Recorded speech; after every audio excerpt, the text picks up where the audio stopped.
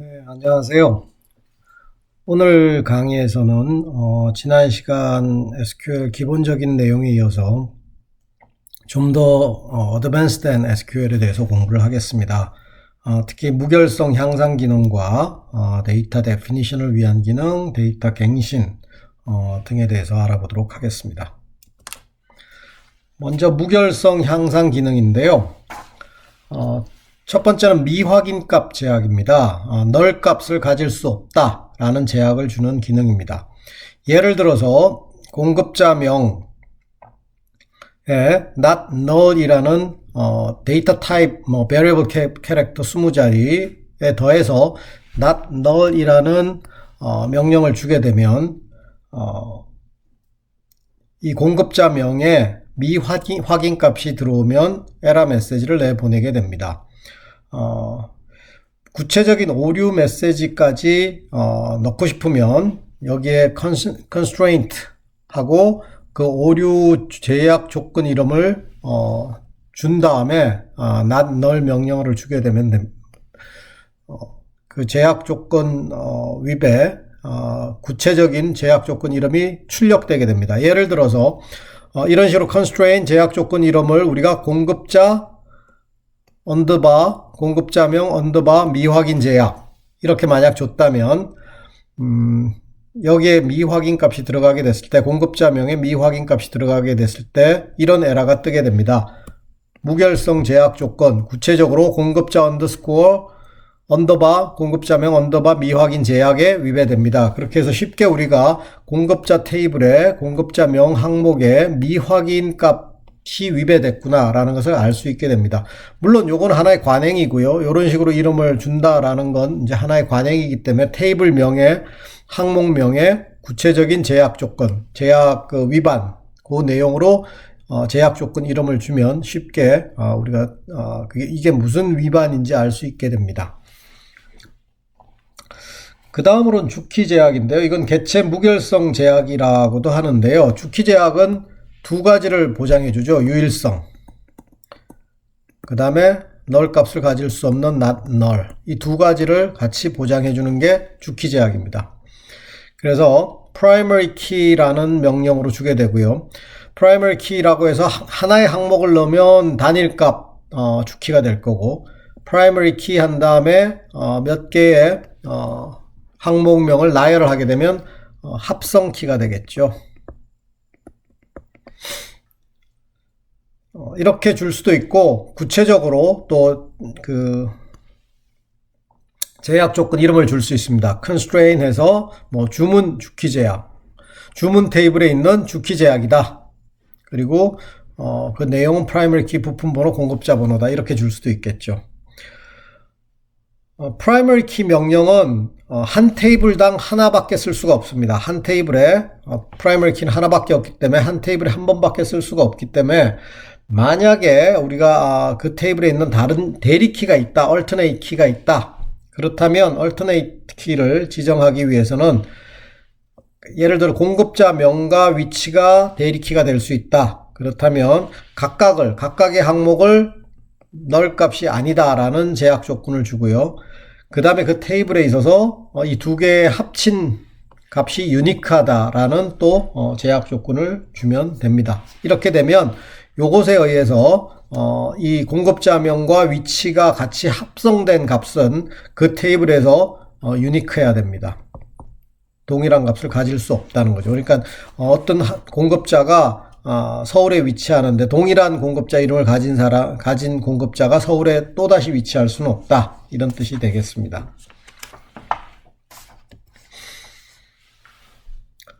그 다음에 무결성 향상 기능으로는 영역 제약을 들 수 있는데요. 영역 제약이라는 것은 각 항목 값으로 허용되는 데이터의 값을 지정하는 것입니다. 그래서 create domain 이라는 명령을 주고 그 다음에 이제 그 영역명을 줄 수 있습니다.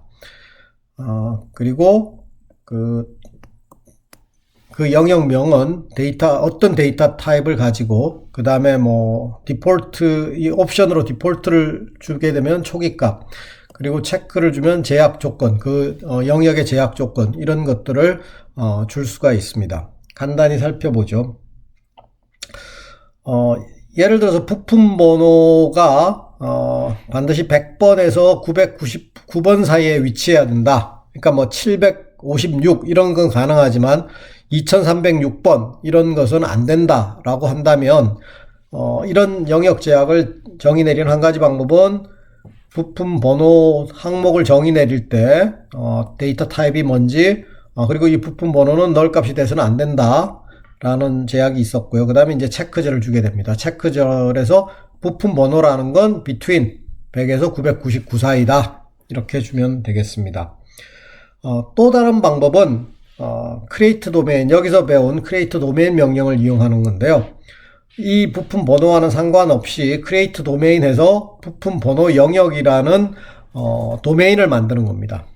그리고 이 도메인에 들어가야 되는 값은 small int고요. 그 다음에 반드시 요 조건을 만족해야 된다. value가 100에서 999 사이를 만족해야 된다라는 조건을 준 다음에 요 부품 번호 영역을 부품 번호를 정의 내릴 때 갖다 쓰는 겁니다. small int 대신 요거를 갖다 쓰게 되면 그러면 요것과 동일한 효과를 가지는 영역 제약이 만들어지게 됩니다. 이 첫 번째 방법보다 두 번째 방법이 더 강력한 이유는 제약 조건에 다른 테이블의 값을 참조할 수 있도록 할 수 있기 때문입니다. 무슨 얘기냐면 예를 들어서 우리가 create domain에서 부품 번호 영역을 이렇게 정의를 내리지 않고 예를 들어서 value in select 부품 번호 from 부품 테이블에 있는 부품 번호를 전부 찾아서 그 안에 있는 값들만으로 구성되는 값이 부품 번호의 영역이다. 이런 식으로 다른 테이블에 있는 값을 검색해서 그 내에서 할 수 있도록, 사실 이게 이제 참조 무결성하고도 좀 관련이 있는데요. 그죠? 이런 식으로 정의를 내리게 되면 일일이 값을 정해 주는 게 아니라 다른 부품 테이블에 있는 부품 번호 내에서만 우리가 쓸 수 있다라고 영역을 define 할 수 있습니다.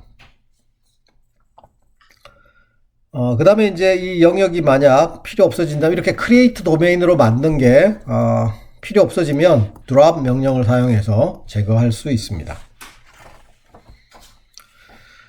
앞에서도 잠깐 영역에서도 잠깐 언급을 했지만 그 경우는 이제 implicit한 그 참조 무결성이고요. 참조 무결성 제약을 explicit하게 지정할 수 있습니다. foreign key라는 명령어를 써서 할 수 있는데요. foreign key의 외부 키 항목을 주고 그 다음에 그게 뭘 참조한다. 부모 테이블에 있는 어떤 항목을 참조한다. 이때 항목 이름이 만약 같으면 요것과 요거 항목 이름이 같으면 요거는 생략할 수 있습니다. 요 항목 이름은 생략할 수 있습니다. 그러나 이름이 다르다면 반드시 써줘야 됩니다. 그리고 이 참조를 할 때 두 가지 조건이 있을 수 있습니다. 딜리트 할 때는 어떻게 해라. 업데이트를 할 때 어떻게 해라. 이렇게 두 가지 조건을 줄 수 있는데 각각에 있어 또 네 가지 선택 사항이 있습니다.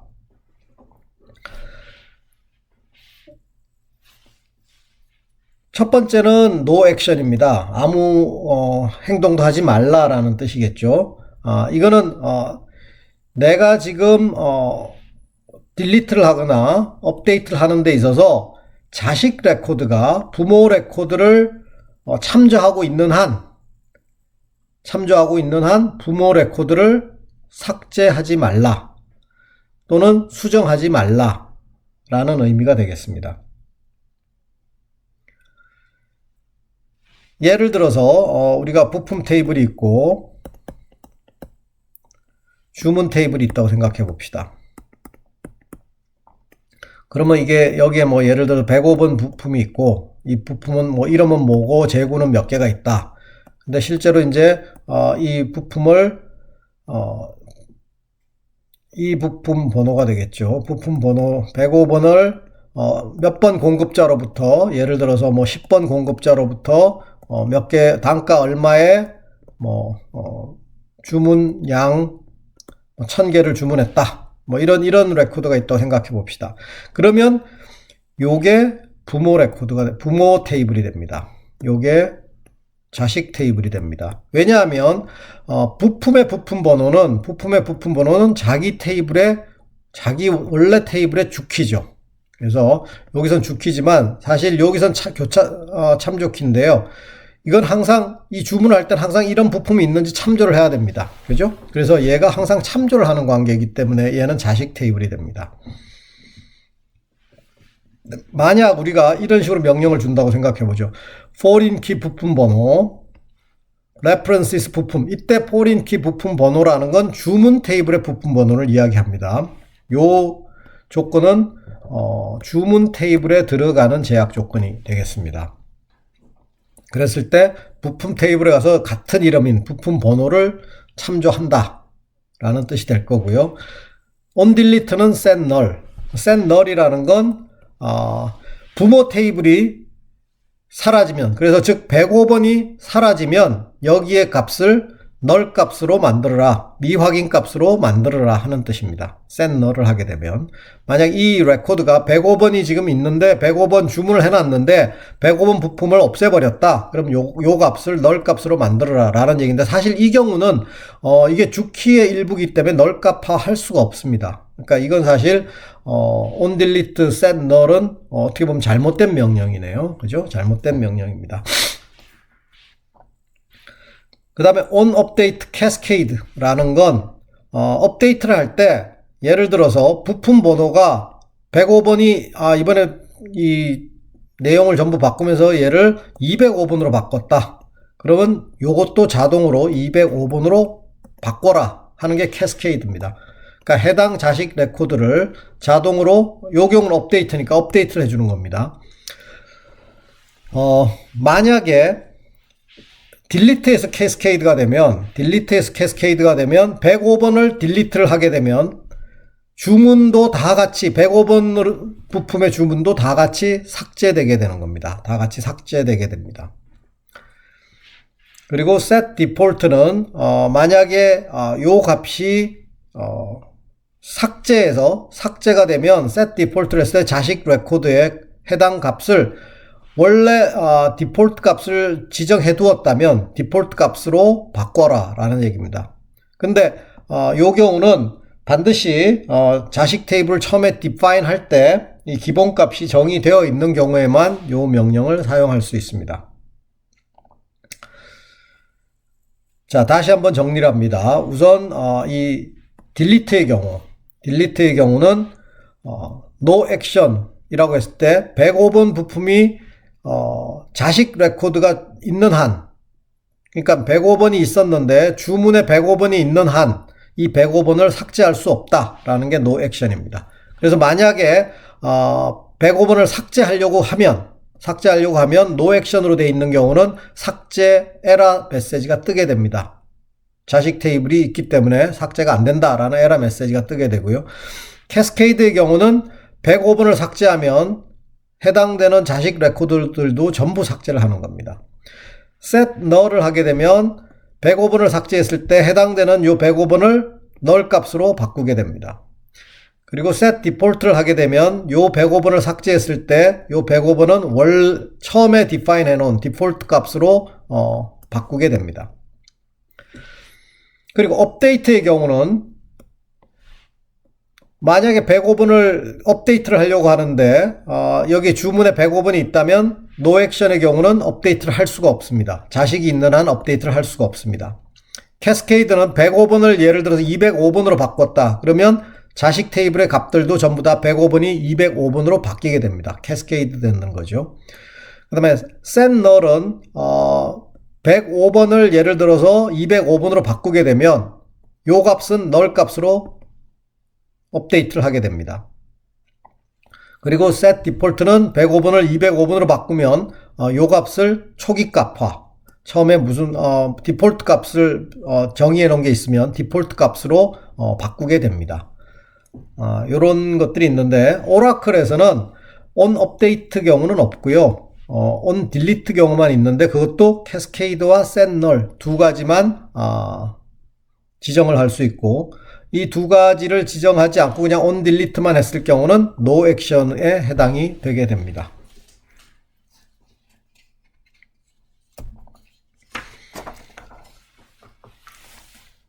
자, 그 다음에 무결성 향상 기능으로는 assertion이라는 명령이 있는데요. assertion은 현실 세계 규칙을 반영하기 위해서 보다 복잡한 제약을 지정할 수 있는 그런 명령어입니다. 이런 경우를 우리가 한번 생각해 보죠. 우리가 이제 회사 방침으로 어떤 부품을 뭐 여기저기 너무 많이 주문해서는 안 된다.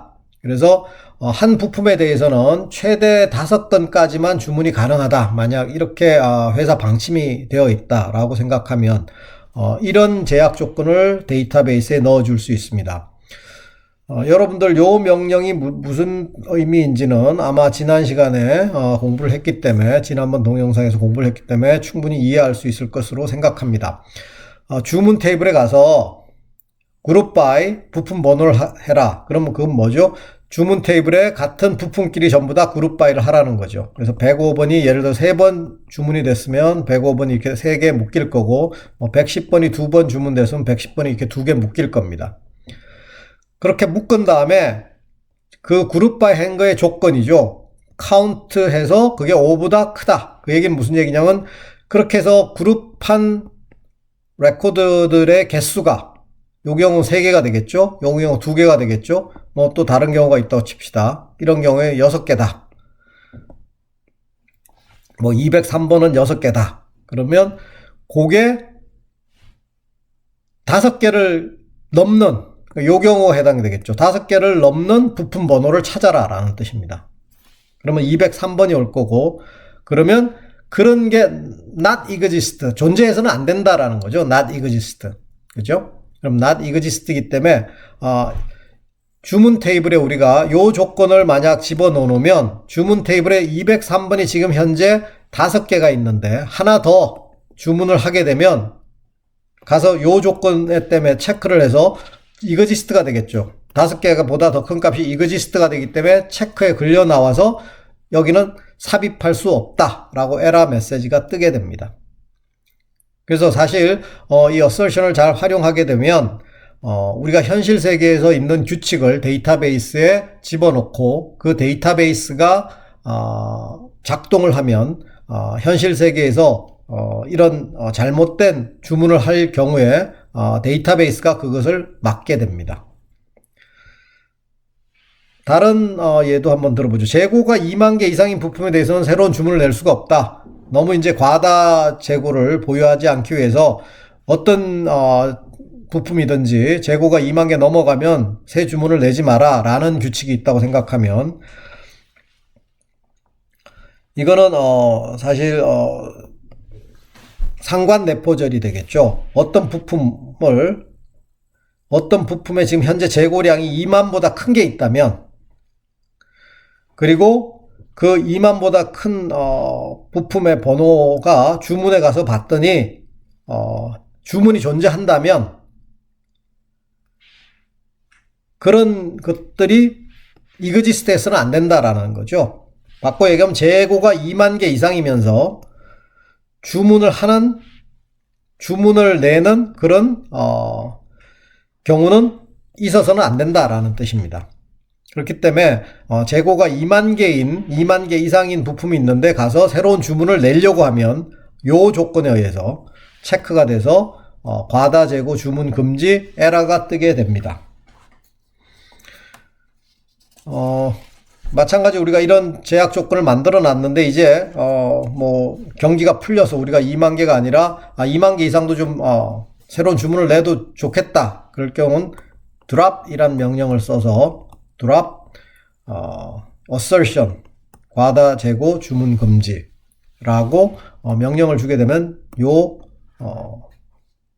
제약 조건은 사라지게 됩니다. 데이터베이스에서.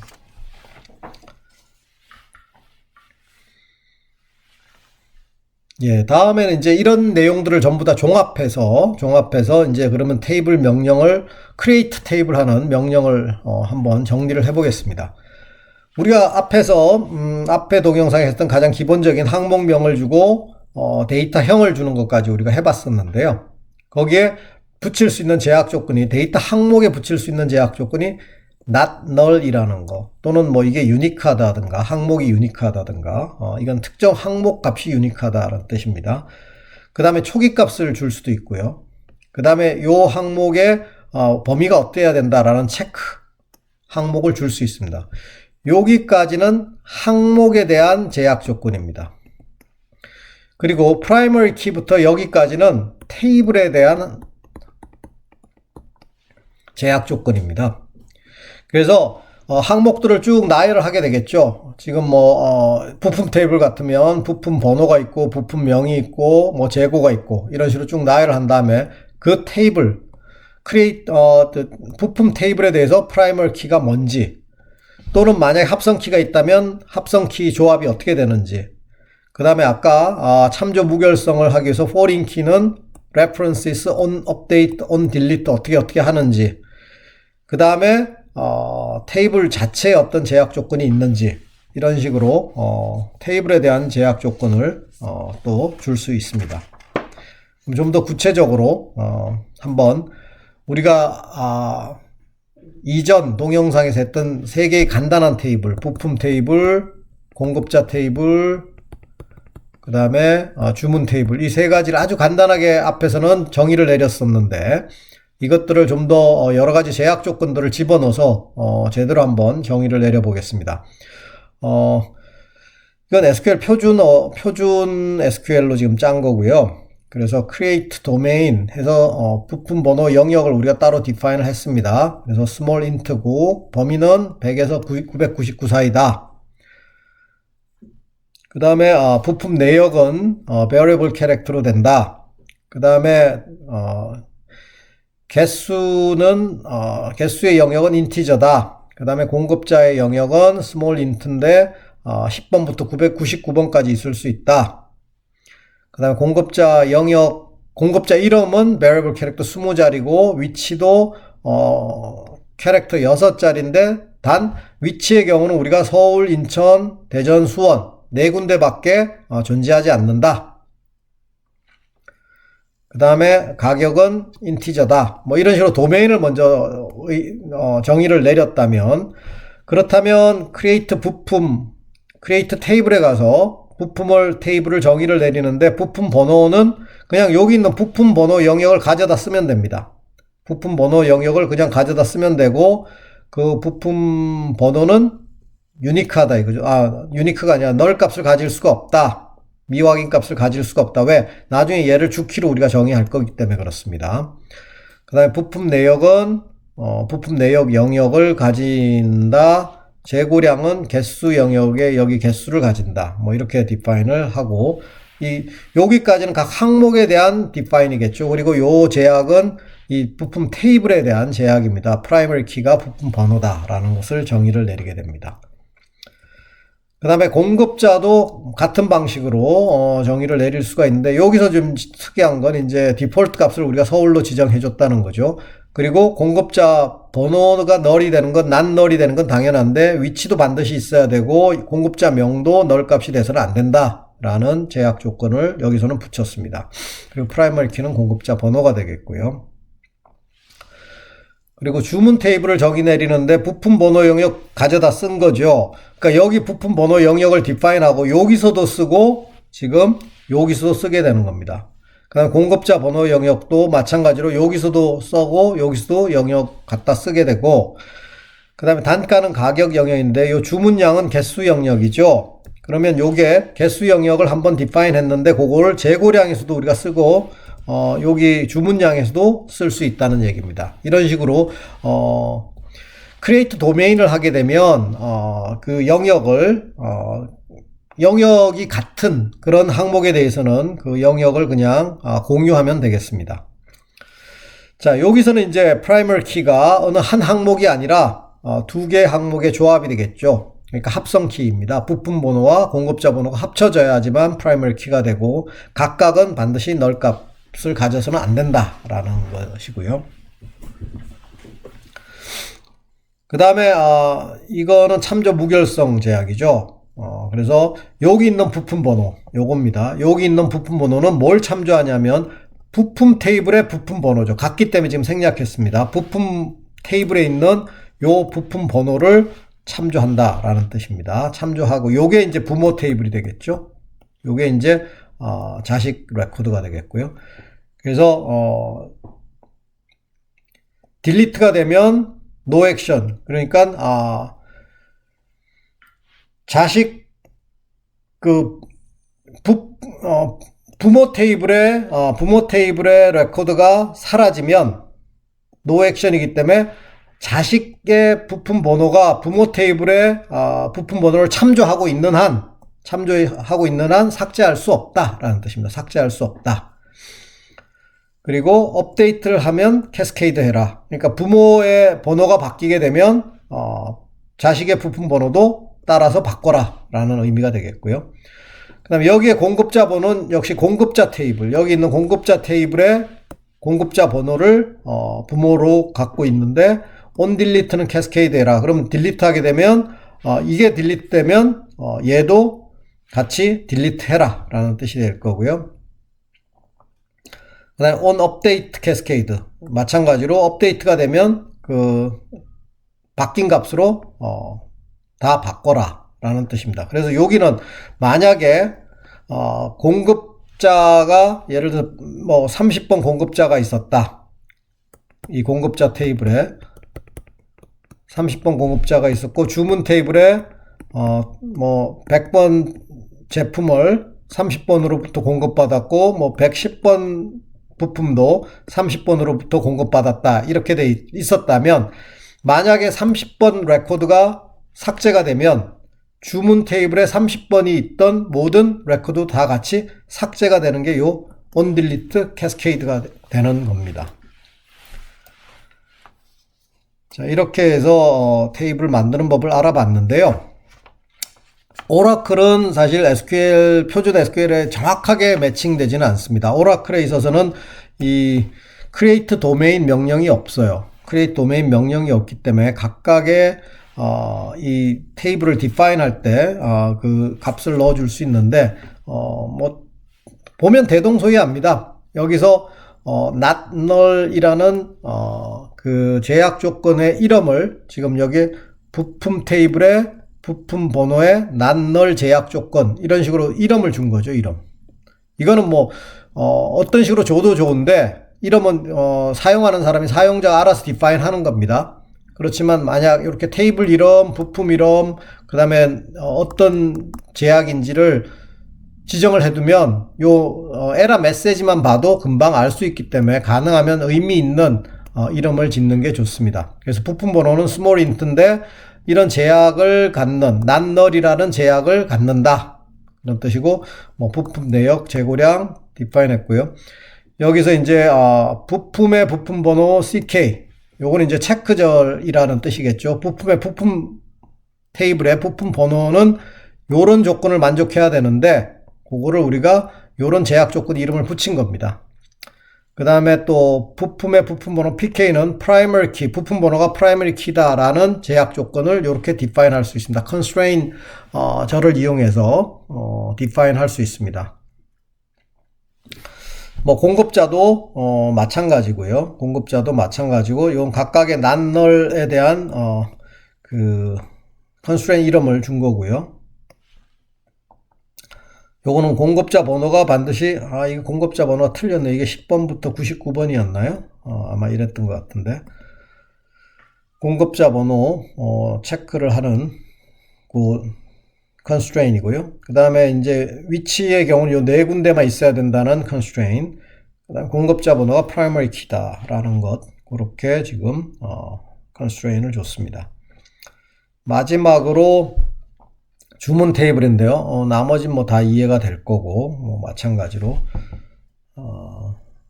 이것도 10과 99가 돼야 되겠네요. 그죠? 공급자 번호는 99번까지였죠. 그 다음에 이제 primary key는 두 개 합성 키고, 그 다음에 constraint은, foreign key. 에서,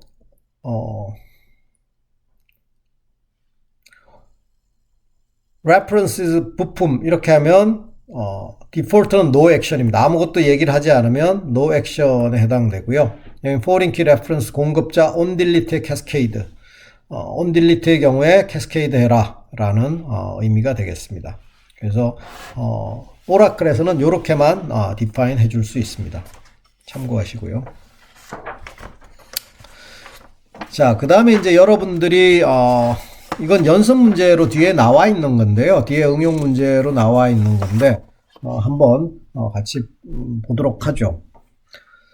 어떤 테이블이 이런 회계 연도를 나타내는 테이블이 있다고 생각해 봅시다. 그래서 2022년이라고 얘기를 하면 시작일이 2021년 10월 1일부터고요. 그래서 끝나는 날은 22년 9월 30일이다. 이게 이제 회계 연도라고 한번 생각해 보죠. 그래서 특정일, 예를 들어 2022년 3월 5일이다.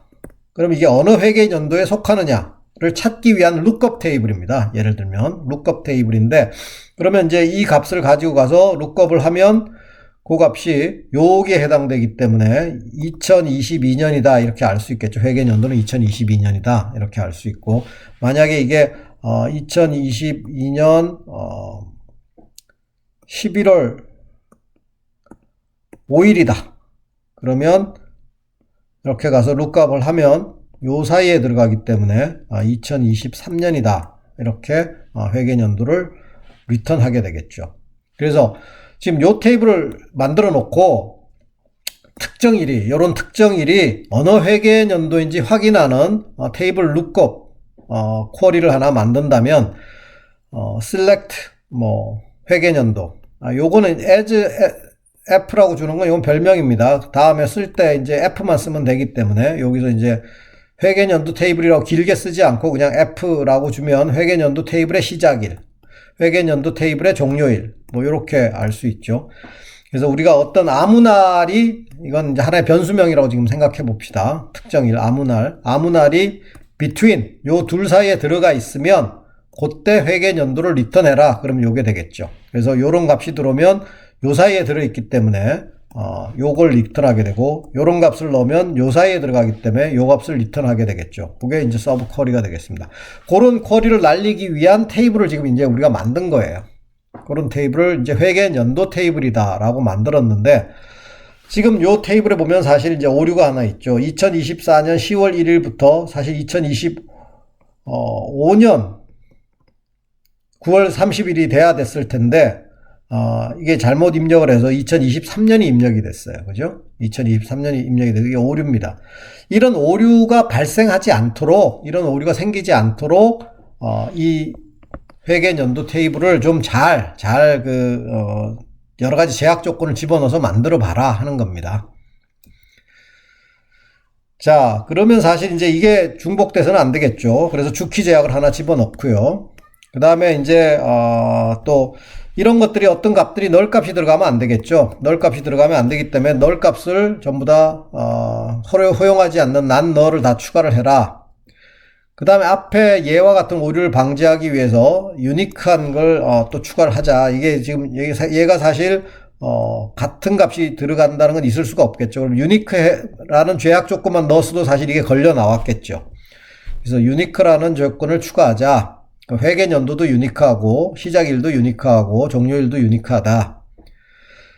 그 다음에 종료일은 항상 시작일보다 뒤여야 되는 거죠. 사실 여기서 종료일이 시작일보다 더 빠르기 때문에 이게 오류인 건데, 이것도 이제 잡아내기 위해서는 종료일이 시작보다는 반드시 뒤여야 되겠다. 그래서 체크, 시작일이 종료일은 시작일보다 크다라는 체크절을 하나 넣어봐라 하는 거고요. 그 다음에 시작은 항상 10월 1일이고 종료는 항상 10월 30일이었죠. 그래서 여기서 항상 10월 1일, 종료는 항상 9월 30일 이렇게 끝나기 때문에 시작일 10월 1일, 종료일을 9월 30일인지 확인을 해라. 이런 조건들을 만약 집어넣었다면 아마 이런 에러는 발생하지 않았을 겁니다. 그래서 지금 여러분들이 여기 대충 일부는 제가 보여줬어요. 일부는 보여줬으니까 이걸 참조하셔서 완전한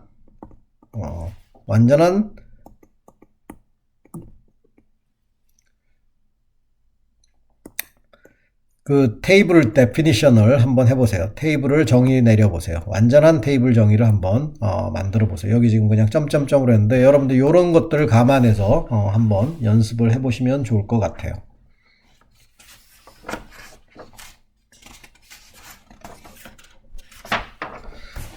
자, 다음으로는 테이블의 변경입니다. 테이블의 변경. 테이블을 변경시킬 수 있는 명령은 alt 테이블이라는 명령입니다. alt 테이블 명령인데요. alt 테이블에는 예를 들어서 칼럼을 추가할 수도 있고요. 있던 칼럼을 없앨 수도 있고 뭐 여러 가지 가능합니다. 그래서 우선 새로운 항목을 추가하는 거, 우리가 주문 테이블에 지금까지 주문 일자가 없었는데 주문 일자를 한번 추가해 보자. 그러면 alt 테이블에 주문 테이블에 가서 add column, 칼럼을 추가해라. 주문 일자라는 칼럼을 추가해라. 주문 일자는 데이트 타입이다. 뭐 이런 식으로 새로운 항목을 추가할 수 있습니다. 그 다음에 기존 항목을 바꿀 수도 있어요. 그럴 때 alt 테이블, 공급자 테이블에 가서 위치를 지금 캐릭터 6자였는데 이걸 10자리로 늘리고 그 다음에 디폴트 값이 서울이었는데 그 디폴트 값을 없애버려라 라는 명령을 준다면 alt 테이블에 공급자 테이블을 다시 alt 해라 라는 거죠.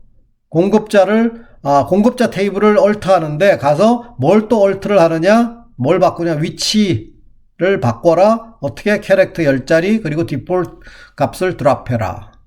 이렇게 명령을 줄 수 있습니다. 오라클의 경우는 여기 alt 대신 modify를 쓰게 됩니다. 그래서 alt 테이블 공급자 modify 위치 character 10 drop default가 되겠죠. 제약 조건을 추가하거나 제거할 수도 있습니다. 예를 들어 단가를 주문 테이블에 있는 단가를 null 값이 되어서는 안 된다라는 걸 추가하고 싶으면 alt 테이블에서 주문 테이블에 단가를 alt 하는데 integer not null 이런 식으로 추가를 할 수 있고요. 아니면 동일한 걸 이런 방법으로 쓸 수도 있겠죠. alt 테이블 주문에 add constraint 해서 constraint을 추가하는 쪽으로 테이블을 바꿀 수도 있습니다. 그 다음에 constraint 있는 constraint을 드랍하고 싶으면 역시 alt 테이블에서 공급자 테이블에 가서 공급자명 not null 조건을 드랍해라 라는 이런 식으로 명령을 줄 수 있습니다.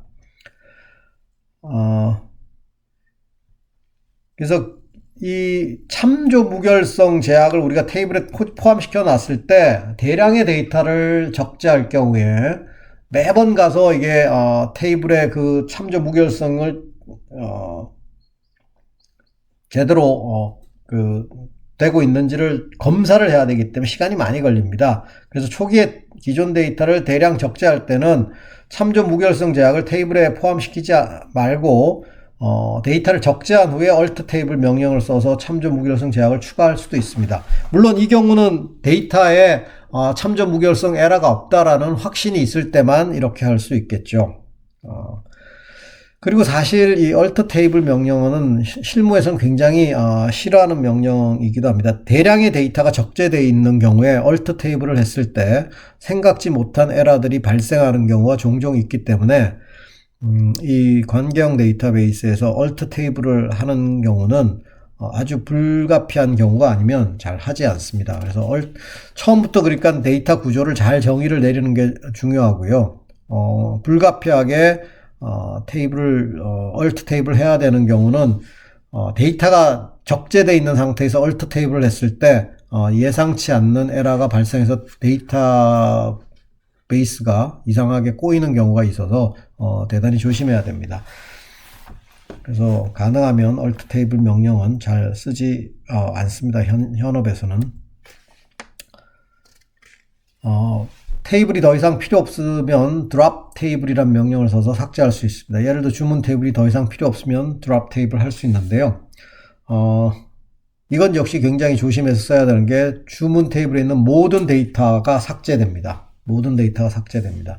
그리고 drop 테이블을 할 때 restrict나 cascade라는 옵션을 줄 수 있는데요. restrict 옵션은 이 주문 테이블에 딸린 자식 테이블이 있을 수 있겠죠. 아까 여기 이 경우는 없습니다만 예를 부품은 사실 주문이 참조하고 있죠. 그럼 부품과 관련된 자식 테이블들도 전부 다 드랍할 거냐, 또는 이 부품과 관련된 뭐 뷰가 있다고 생각해 봅시다. 나중에 우리 다시 공부하겠지만 가상 테이블이 있다 그랬을 때 이것들을 이런 것들이 존재하는 한 이걸 삭제하지 말라, 그런 게 리스트릭트고요. 이런 거 있더라도 과감하게 얘 삭제하고 나머지도 다 삭제하는 게 캐스케이드입니다. 그래서 캐스케이드를 쓰게 되면 사실 이 테이블만 삭제되는 게 아니라 관련된 모든 테이블들이 다 날아가기 때문에 상당히 조심해서 써야 되는 명령어이기도 합니다.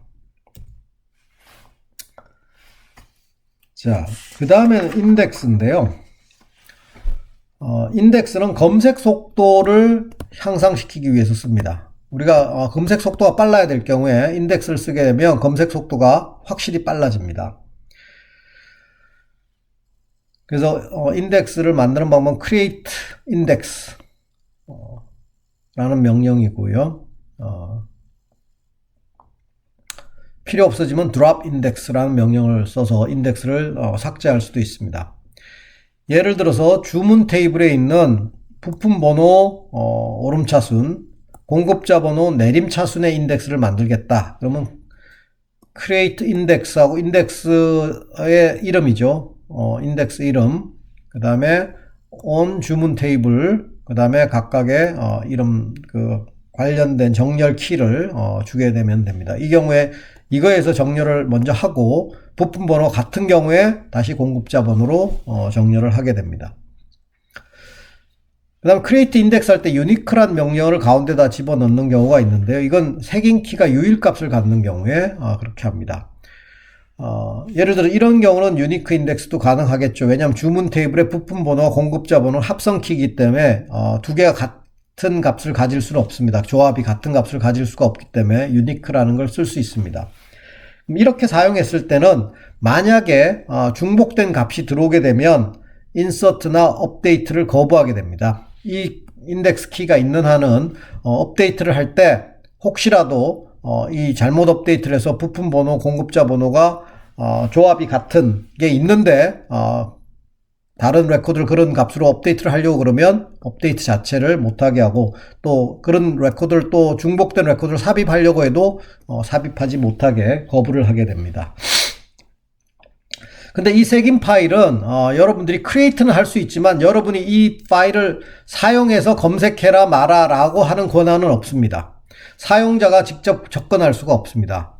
이건 SQL이 자동으로 자기가 갱신하고 사용하게 됩니다. 그러니까 무슨 얘기냐면 내가 지금 주문 테이블을 검색하는데 색인이 만들어져 있으면 색인을 이용해서 빨리 검색할 수 있으면 SQL이 그 색인을 이용한다는 겁니다. 그리고 색인이 만들어져 있으면 새로운 레코드가 들어오거나 값이 갱신될 때 자기가 알아서 색인을 갱신합니다. 그래서 그건 일일이 사용자가 뭐 갱신하고 말고가 아니고 한번 만들어주면 그 이후에 모든 권한은 SQL이 가지고 자기가 알아서 합니다.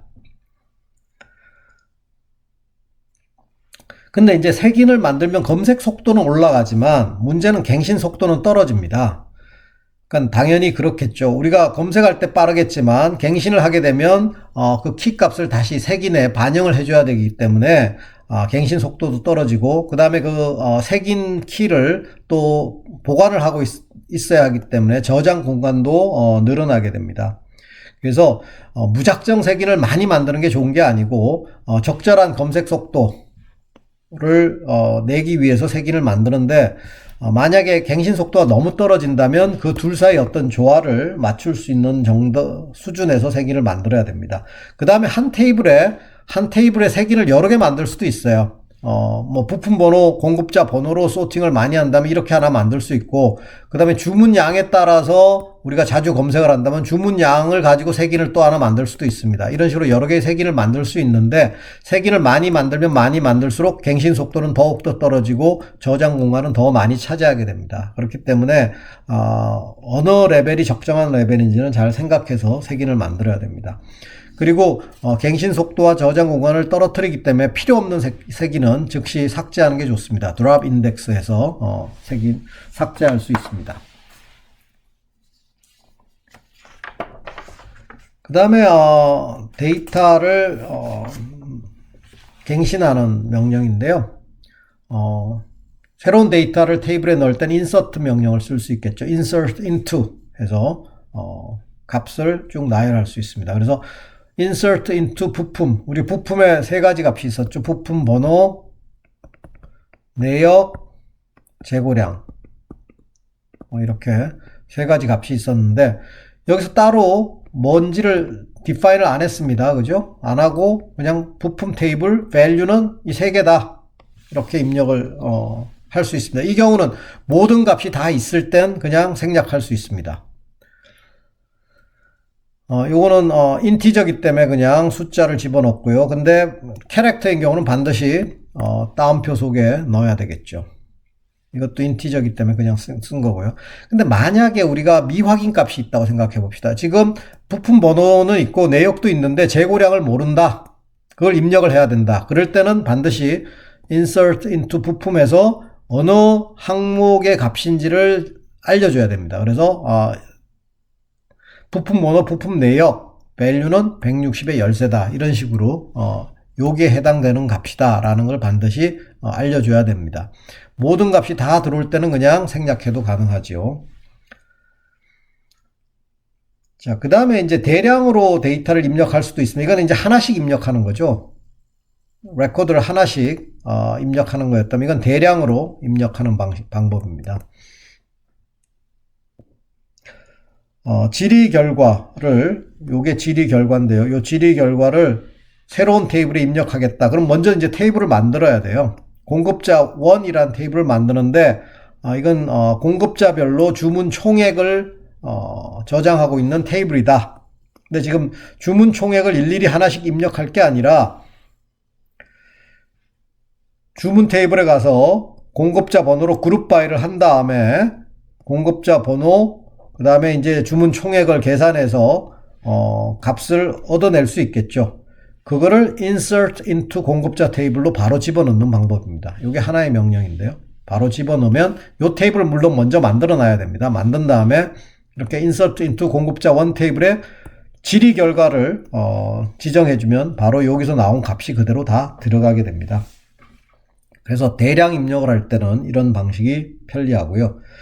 근데 원래 오리지널 테이블, 예를 들어 부품 테이블이다 이런 경우에는 사실 질의를 해서 집어넣을 수 있는 방법은 없죠. 그래서 현재 데이터베이스에 저장되어 있지 않는 대량의 데이터를 입력할 때는 배치 프로그램을 이용해서 input이라는 명령을 이용해서 대량 입력하게 됩니다.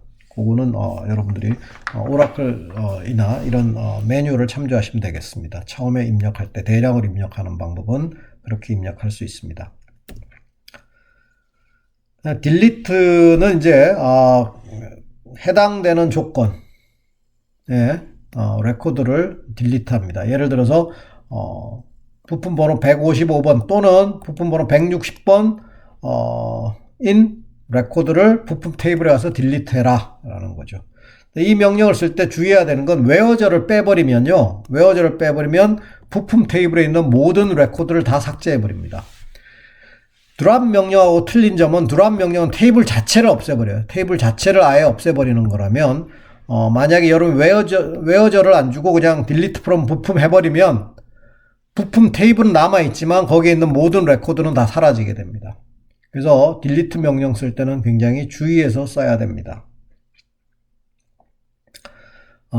테이블에 있는 특정 값을 바꾸고 싶을 때는 업데이트 명령을 쓰게 되고요. 업데이트 테이블 가서 set 어떤 항목을 뭘로 바꿔라 셋해라 라는 겁니다. 예를 들어서 우리가 대신공업사하고 딜을 해서 주문을 50% 늘릴 테니 단가를 10% 깎아달라 뭐 이런 딜이 됐다고 해보죠. 그렇다면 지금 대신공업사인 공급자 테이블에 가서 대신공업사를 찾아서 그 공급자 번호를 찾아내고 그 공급자 번호인 그런 테이블 주문 테이블에 가서 공급자 번호가 요 대신 공급자인 공급자 번호를 찾아서 주문량은 1.5배를 하고 단가는 0.9를 곱해라. 그렇게 해서 한꺼번에 대신 공업사의 단가와 주문량을 갱신해 줄 수 있습니다. 자, 오늘 동영상 강의는 여기까지 입니다. 여러분들이 모르는 사항들은, 잘 이해가 안 가는 사항들은 다시 한번 텍스트북을 보면서 이해를 하시기 바랍니다. 강의를 마치도록 하겠습니다.